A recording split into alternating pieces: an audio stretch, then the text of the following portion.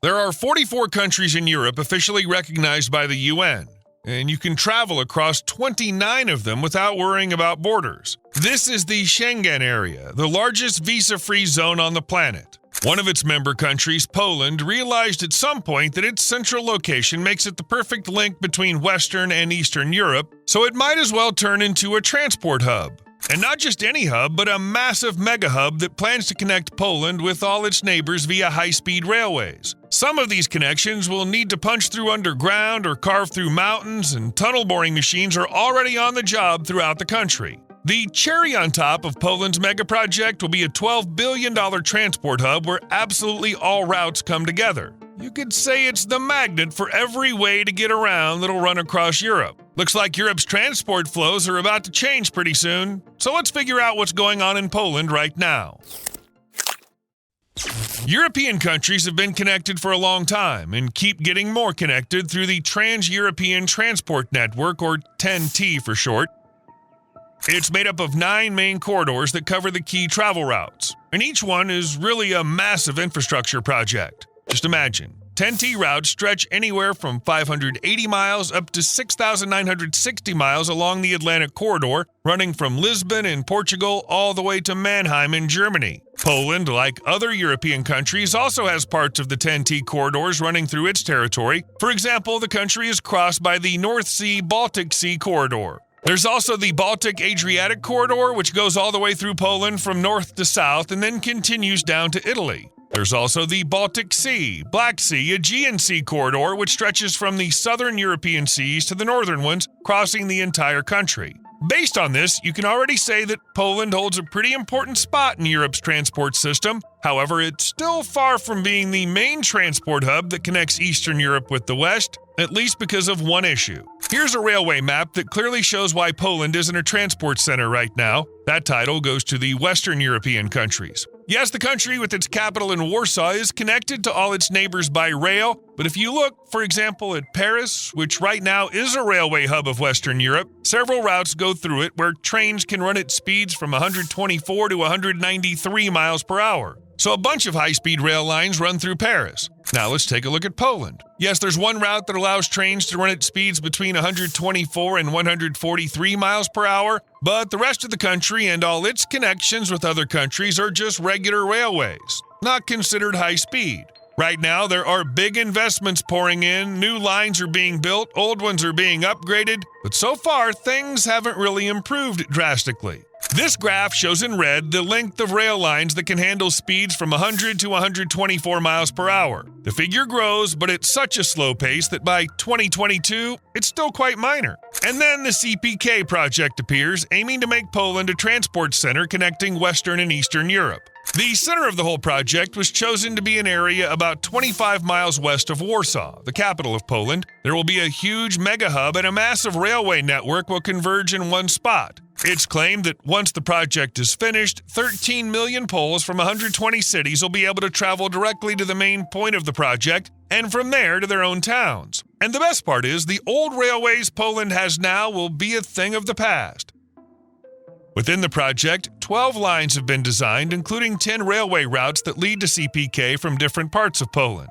The rail network will consist of new high-speed sections as well as old ones that will be turned into tracks where trains can run faster than 124 miles per hour. Moreover, the initial standard speed is expected to be 155 miles per hour, but the technical specs of the new and upgraded lines will allow speeds up to 217 miles per hour. There will be a lot of new tracks indeed. For example, in the so-called zero phase, 87 miles per hour of new lines will be built on the Warsaw CPK Łódź route.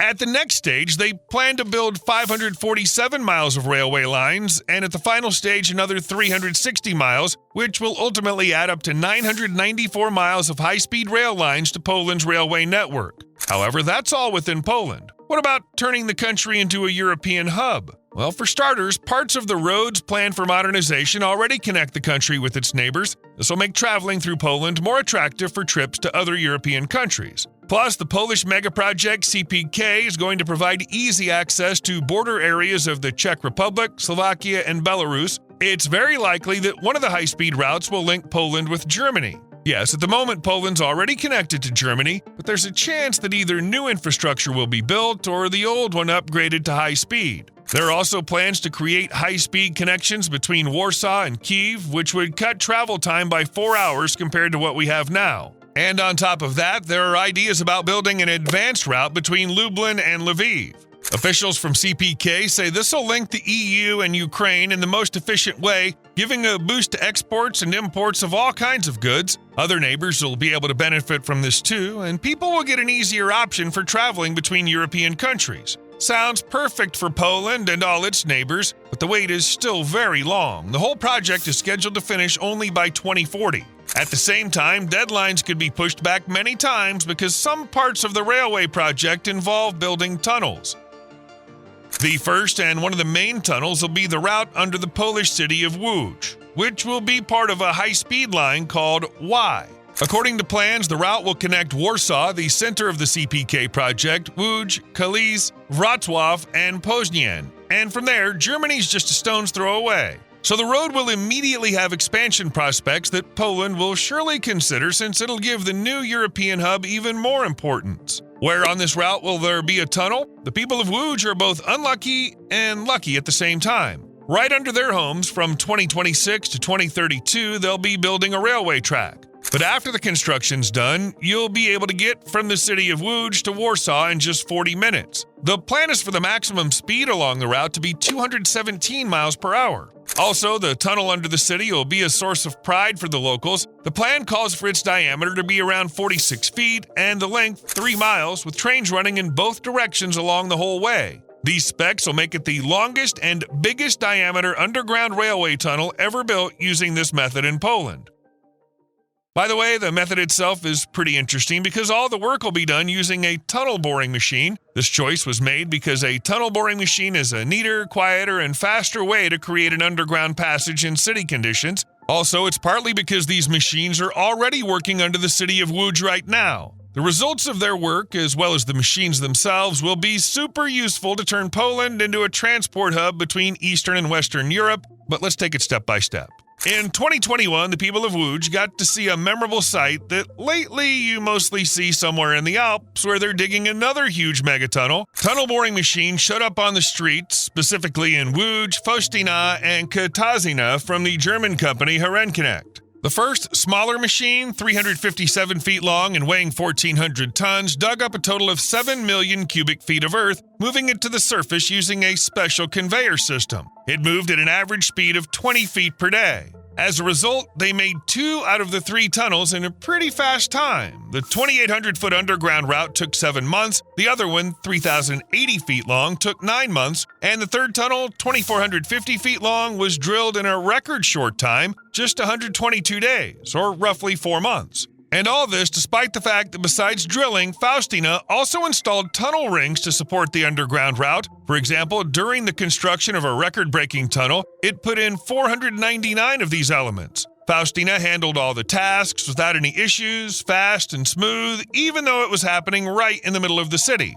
In those same urban conditions, it had to be lifted out. The machine might be considered small, but in reality it's huge, and it took 2 cranes to get it up. Along with that, they had to get out the soil transportation system, that very conveyor belt. But there were no issues at all. So this kind of experience will surely be useful for the Poles to build tunnels for the CPK project, not just under Łódź, but also in other spots, including those places where you have to be even more cautious than usual. Since tunnels for rail infrastructure will also be built along the borders with other countries, problems there might cause conflicts no one needs. As for the tunnel boring machine Katarzyna, its experience will definitely come in handy. But here we also have an example of how not to do things sometimes. First off, Katarzyna was never really the best choice for tunneling work in the city, since its diameter is 43 feet. Yeah, the tunnels are bigger with this machine, but the risk of failure is also higher. The machine was supposed to make not 2, 3, or however many tunnels, but just 1.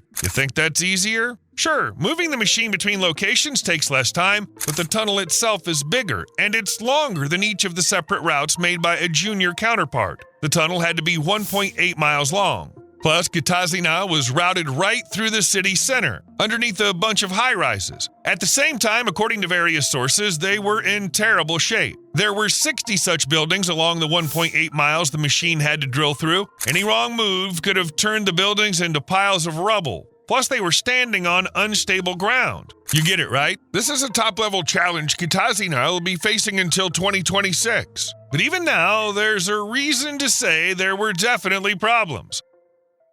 Of course, everyone had to leave their homes for a while. For several months, the project participants worked on a method to protect the buildings from collapse, which included reinforcing the ground. But at one point in September 2024, when the machine was moving under the houses, a part of the facade wall of one of the buildings collapsed. Later, it turned out that the floor on the first floor of one of the houses had caved in. And it would have been fine if the tunnel laying process could have resumed quickly. According to the people assessing the situation, it's likely that the tunnel boring machine's shield elements got filled with concrete mix, making their replacement or damage assessment rather tricky. The assumption was dismissed by a representative of the construction company. He said that Kitasina wasn't encased in concrete but got stuck due to quicksand. Besides that, the apartment building the machine was burrowing under sank by 1.2 inches, so it had to be lifted and stabilized. All of this had to be fixed because the machine needed to be pulled out. It wasn't just stuck, but also required maintenance to keep moving forward beneath the buildings of the city of Łódź.